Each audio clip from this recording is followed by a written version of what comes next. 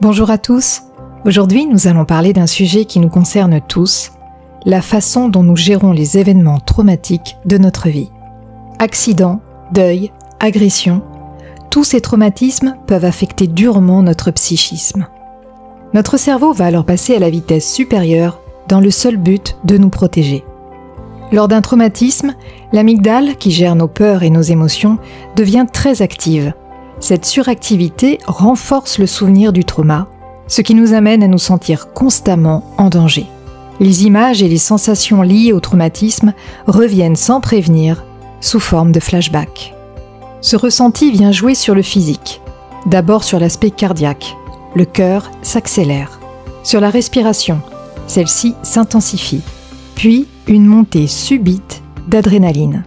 Cependant, un traumatisme intense peut surcharger notre système de défense. L'hippocampe, la partie du cerveau qui gère la mémoire, fonctionne moins bien après un traumatisme. C'est pourquoi les souvenirs peuvent devenir flous ou bien s'effacer partiellement, voire totalement. Ces souvenirs incomplets rendent plus difficile le fait de donner du sens à cet événement. Cela peut entraîner une vision déformée de soi, des autres et du monde qui nous entoure. Le cerveau met alors en place des mécanismes de défense pour nous protéger d'une souffrance intense. Tout d'abord, le déni. Refuser la réalité du traumatisme. Puis la dissociation, c'est-à-dire se détacher de notre corps et de nos émotions. La répression, qui consiste à bloquer inconsciemment le souvenir traumatique.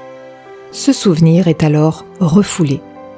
La rationalisation, le fait de trouver des explications logiques afin de minimiser l'impact du traumatisme. Mais tout ce système de défense n'est pas idéal sur le long terme, même si au moment où il s'active, il peut nous sauver la vie momentanément. Cette défense provisoire peut nous mener vers des troubles anxieux, des problèmes de sommeil, des difficultés relationnelles, voire vers un syndrome de stress post-traumatique.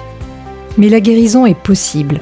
Un accompagnement professionnel adapté peut aider à traiter le traumatisme, à comprendre les mécanismes de défense et à développer des stratégies d'adaptation plus saines.